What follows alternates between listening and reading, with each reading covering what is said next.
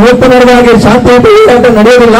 ಮುಂದಿನ ಹೋರಾಟಗಳು ಯಾವ ರೀತಿ ನಡೀತಾ ಇದೆ ಅಂತೇಳಿ ಈಗಾಗಲೇ ನಮ್ಮ ದಕ್ಷಿಣ ಕನ್ನಡ ಉಡುಪಿ ಜಿಲ್ಲೆಯ ಟ್ಯಾಕ್ಸಿಮನ್ ಅಸೋಸಿಯೇಷನ್ ಪದಾಧಿಕಾರಿಗಳು ಮತ್ತು ರೂಪುರೇಷೆಯನ್ನು ಸಿದ್ಧತೆ ಮಾಡಿಕೊಂಡಿದ್ದೇವೆ. ನಾವು ಇಷ್ಟಕ್ಕೆ ನಿಲ್ಲಿಸುವುದಿಲ್ಲ.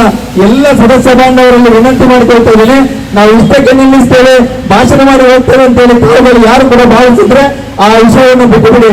ಮುಂದಿನ ದಿನಗಳಲ್ಲಿ ಯಾವ ರೀತಿ ಅದಕ್ಕೆ ವ್ಯವಸ್ಥೆಗಳು ಮಾಡಬೇಕು ಪಕ್ಕವಾಗಿ ಮಾಡ್ತಾ ಇದ್ದೇವೆ. ನಾನು ಇವತ್ತಲ್ಲಿ ಒಂದು ಅಭಿನಂದನೆ ಮಾಡಲಿಕ್ಕೂ ಇಚ್ಛೆ ಪಡ್ತಾ ಇದ್ದೇನೆ. ನಮ್ಮ ಎಲ್ಲ ಇಲಾಖೆಯ ಪೊಲೀಸ್ ಇಲಾಖೆಯ ಉನ್ನತಾಧಿಕಾರಿಗಳಿಂದ ಎಲ್ಲ ಕಿರಿಯ ಶ್ರೇಣಿಯ ಅಧಿಕಾರಿಗಳವರೆಗೆ ನಾನು ಅಭಿನಂದನೆ ಮಾಡಲಿಕ್ಕೆ ಇಚ್ಛೆ ಪಡ್ತಾ ಇದ್ದೇನೆ. ಎಲ್ಲಿ ಹೋದರೂ ಕೂಡ ಅಲ್ಲೆಲ್ಲ ವಿಚಾರವಾಗಿ ಅರ್ಧ ಗಂಟೆ ಕೂತ್ಕೊಳ್ಳಿಸಿ ನಮ್ಮನ್ನು ಆ ವ್ಯವಸ್ಥೆಯ ವಿರುದ್ಧವಾಗಿ ಅವರು ತುಂಬಾ ನಮಗೆ ಉತ್ತೇಜನ ಕೊಟ್ಟು ಒಂದಷ್ಟು ವಿಚಾರಗಳನ್ನು ತಿಳಿಸಿಕೊಟ್ಟು ಇದು ಅಕ್ಷಮ್ಯ ಅಪರಾಧ ಅಂತ ಹೇಳುವಂಥದ್ದನ್ನು ಅವರೇ ಒಪ್ಪಿಕೊಂಡ್ರು. ಇವತ್ತು ನೋಡಿ, ಯಾರಿಗೂ ಅವಕಾಶ ಮಾಡಿಕೊಡುವಂತ ಒಂದು ಜಂಕ್ಷನ್, ಈ ಕಾವೂರು ಜಂಕ್ಷನ್ ಅಂತ ಹೇಳುವಂಥದ್ದು ಯಾರಿಗೂ ಅವಕಾಶ ಮಾಡಿಕೊಡದ ಒಂದು ಜಂಕ್ಷನ್ ಅಲ್ಲಿ ನಮಗೆ ಇಷ್ಟು ಜನರಿಗೆ ಅವಕಾಶ ಮಾಡಿಕೊಟ್ಟಿದ್ದಾರೆ ಅಂತ ಹೇಳಿದ್ರೆ ನಮ್ಮ ಬೇಡಿಕೆ ನ್ಯಾಯಯುತವಾಗಿದೆ ಅಂತ ಹೇಳುವಂಥದ್ದು ಎಲ್ಲರಿಗೂ ಗೊತ್ತಾಗಿದೆ. ಆ ದೃಷ್ಟಿಯಲ್ಲಿ ನಮಗೆ ಇವತ್ತಿಲ್ಲ ಅವಕಾಶವನ್ನು ಮಾಡಿಕೊಟ್ಟಿದ್ದಾರೆ. ಬಂಧುಗಳೇ, ನಾವು ಶಾಂತಿಯುತವಾಗಿ ಈ ಸಲ ಪ್ರತಿಭಟನೆಯನ್ನು ಮಾಡ್ತಾ ಇದ್ದೇವೆ. ಇವತ್ತು ಒಂದು ಹಾಗೆ ನಮ್ಮ ಸಂತೋಷನ ಹೇಳುವಾಗ ಇಷ್ಟರಲ್ಲಿ ಎಲ್ಲೂ ಕೂಡ ಏರ್ಪೋರ್ಟ್ ಅಧಿಕಾರಿಗಳನ್ನು ಯಾರು ಎಲ್ಲೂ ಕರೆಯಲಿಲ್ಲ. ಆದ್ರೆ ಈ ಬಾರಿಯ ನಮ್ಮ ಕಿಚ್ಚುಗಳು ಒಂದಷ್ಟು ನೀವುಗಳು ಹಾಕಿರುವಂತಹ ಅಡ್ವರ್ಟೈಸ್ಮೆಂಟ್ಗಳು, ಒಂದಷ್ಟು ಮೆಸೇಜ್ಗಳು ನೇರವಾಗಿ ಬೇಕಾಗಿ ತಲುಪಬೇಕಾದಂತ ಸ್ಥಳಗಳಿಗೆ ತಲುಪಿದೆ. ಆದ್ರಿಂದ ಇವತ್ತು ಏರ್ಪೋರ್ಟಿನ ಉನ್ನತಾಧಿಕಾರಿಯೊಬ್ಬರನ್ನು ನಮ್ಮ ಬಳಿ ಕಳಿಸಿಕೊಡುವಂತ ವ್ಯವಸ್ಥೆಯನ್ನು ಮಾಡ್ತಾ ಇದ್ದಾರೆ. ಇದು ನಮಗೆ ಸಿಕ್ಕಿದಂತ ಮೊದಲ ಜಯ ಅಂತೇಳಿ ನಾವು ಅಂದುಕೊಳ್ಳುವ.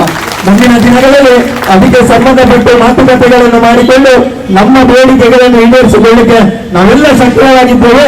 ತಾವುಗಳು ಶಾಂತಿಯಿಂದ ಸಂಯಮದಿಂದ ನಮ್ಮ ಈ ಒಂದು ಪ್ರತಿಭಟನೆಯಲ್ಲಿ ಭಾಗವಹಿಸಿಕೊಂಡು ಅತಿ ಶಿಸ್ತಿನಿಂದ ಸಮಾಜದ ಎಲ್ಲ ವರ್ಗದವರು ನಮಗೆ ಸಹಕಾರವನ್ನು ನೀಡುವ ರೀತಿಯಲ್ಲಿ ತಾವುಗಳೆಲ್ಲ ಸಹಕಾರವನ್ನು ಕೊಡಬೇಕು ಅಂತೇಳಿ ತಮ್ಮಲ್ಲೇ ವಿನಂತಿ ಮಾಡಿಕೊಳ್ಳುತ್ತಾ ಏರ್ಪೋರ್ಟ್ ಅಧಿಕಾರಿಗಳ ಗಮನಕ್ಕೆ ಫಾಸ್ಟ್ ಟ್ರ್ಯಾಗಿನ ವ್ಯವಸ್ಥೆ, ನಮ್ಮ ಫಾಸ್ಟ್ ಟ್ರ್ಯಾಗಿನ ವ್ಯವಸ್ಥೆ ಬರೇ ವೈಟ್ ಬೋರ್ಡ್ ಅವರಿಗೆ ಮಾತ್ರ ಉಪಯೋಗಿಸಲಿಕ್ಕೆ ಕೊಟ್ಟಿದ್ದಾರೆ.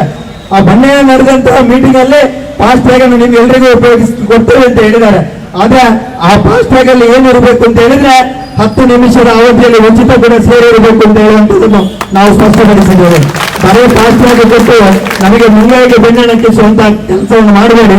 ಆ ಫಾಸ್ಟ್ ಟ್ರ್ಯಾಗ್ ಅಲ್ಲಿ ಏನು ಖಾಸಗಿಯವರಿಗೆ ಉಚಿತ 10 ನಿಮಿಷದ ಫ್ರೀ ಫಾಸ್ಟ್ ಟ್ರ್ಯಾಗ್ ಕೊಡ್ತೀರೋ ಅದನ್ನೇ ನಮಗೂ ಕೊಡಬೇಕು ಅಂತ ಹೇಳುವಂತ ಒತ್ತಾಯವನ್ನು ಕೂಡ ನಾವು ಈ ಮೂಲಕ ನೋಡಿದ್ದೇವೆ. ತಮ್ಮೆಲ್ಲರ ಗಮನಕ್ಕೆ ಇರಲಿ ಅಂತ ಹೇಳುವಂಥದ್ದು ಸೂಚನೆ ಕೊಟ್ಟಿದ್ದೇವೆ. ಅದರ ಜೊತೆಗೆ ನಮ್ಮ ಮ್ಯಾಕ್ಸಿ ಕ್ಯಾಬ್ಗಳ ವಾಹನಗಳಿಗೆ, ಟೆಂಪೋ ಟ್ರಾವೆಲರ್ ಅಂತ ವಾಹನಗಳಿಗೆ ನಮ್ಮ ಈ ಬೇಡಿಕೆಗಳು ಅವರಿಗೆ ಅನ್ಯಾಯವಾಗುವುದಿಲ್ಲ. ಆ ನಿಟ್ಟಿನಲ್ಲಿ ವಿಶೇಷವಾಗಿ ಅವರ ಬಗ್ಗೆ ನಾವು ಮತ್ತಷ್ಟು ಪ್ರಚಾರ, ಅವರ ಬಗ್ಗೆ ಮತ್ತಷ್ಟು ವ್ಯವಸ್ಥೆಗಳನ್ನು ಒತ್ತಿ ಹೇಳಿದ್ದೇವೆ. 20 ನಿಮಿಷದ ಕಾಲಾವಕಾಶ ಉಚಿತವಾಗಿ ಅವರಿಗೆ ಬರಬೇಕು ಅಂತ ಹೇಳುವಂಥದ್ದನ್ನು ಕೇಳಿಕೊಂಡಿದ್ದೇವೆ.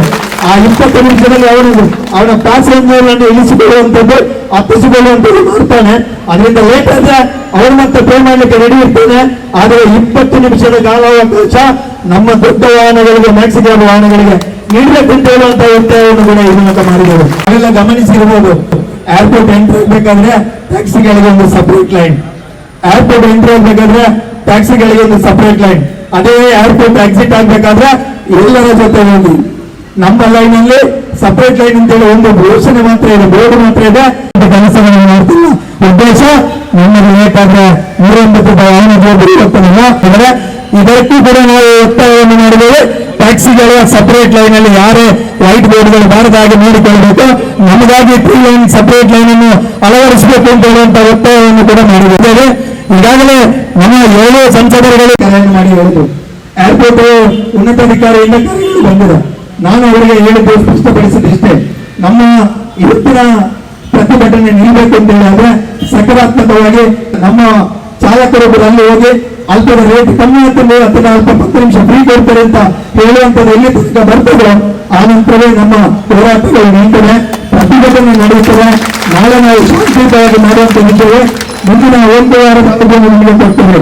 ನೀವೇ ಕೇಳಿದ 1 ವಾರ ಅವಧಿ, ಆ 1 ವಾರದ ಅವಧಿ ನಾವೆಲ್ಲ ಶಾಂತಿಯುತವಾಗಿ ಕಾಯ್ತೇವೆ. ಆ 1 ವಾರದ ಅವಧಿ ನೀಡಿದ ನಂತರ ಇದಿಷ್ಟು ನಮ್ಮ ಪ್ರತಿಭಟನೆ ಬೇರೆ ರೀತಿಯಲ್ಲಿ ಪ್ರತಿಭಟನೆ ನಡೆಸುವಂಥದ್ದು ನಾವು ಈಗಾಗಲೇ ಯೋಚನೆ ಮಾಡಿಕೊಂಡಿದ್ದೇವೆ. ಅದನ್ನು ನಡೆಸಲಿಕ್ಕೆ ನಾವು ಸಿದ್ಧರಿದ್ದೇವೆ ಅಂತ ಹೇಳುವಂಥದ್ದನ್ನು ಈಗಾಗಲೇ ನಾವು ಮಾಡಿಕೊಂಡಿದ್ದೇವೆ. ಮಾನ್ಯ ಎಡಿಸಿ ಅವರು ಕೂಡ ನಮಗೆ ತುಂಬಾ ಸಪೋರ್ಟ್ ಮಾಡಿದರು. ಎಡಿಸಿ ಅವರು ಇವತ್ತು ವಿಡಿಯೋ ಕಾನ್ಫರೆನ್ಸ್ ಇರುವುದರಿಂದ ಬೆಳಗ್ಗೆ ಕರೆ ಮಾಡಿ ಹೇಳಿದ್ರು. ಅದರಿಂದಾಗಿ ನಮ್ಗೆ ತಹಸೀಲ್ದಾರನ್ನು ಕಳಿಸಿಕೊಡ್ತೇನೆ ಅಂತ ಹೇಳಿದ್ದಾರೆ. ಬಂಧುಗಳೇ, ಯಾವಾಗಲೂ ಪ್ರತಿಭಟನೆ ನಡೆಸುವಂತ ಸ್ಥಳ ಮಂಗಳೂರಿನಲ್ಲಿ ನಗರದ ಭಾಗದಲ್ಲಿ ಆಗುತ್ತೆ.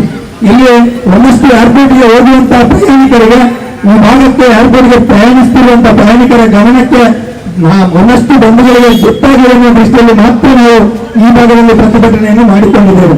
ನಾನೆಲ್ಲ ಪದಾಧಿಕಾರಿಗಳ ಪರವಾಗಿ ಧನ್ಯವಾದಗಳನ್ನು ನೀಡಲಿಕ್ಕೆ ಇಷ್ಟಪಡ್ತಾ ಇದ್ದೇನೆ. ನಮಸ್ತೆ.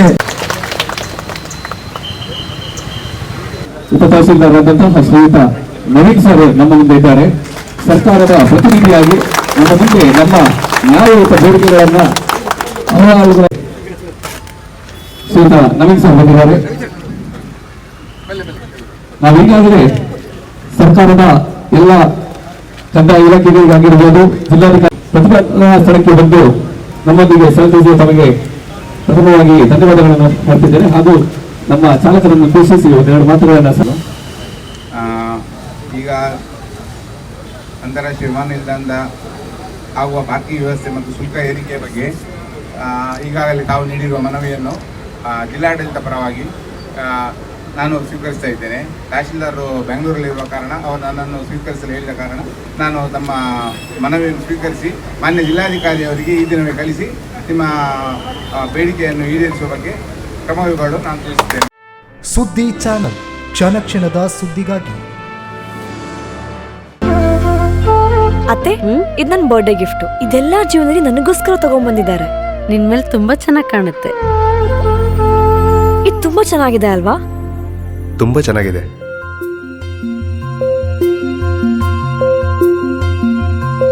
It will look really good on you. Amma? Huh? Mother is always son's first love.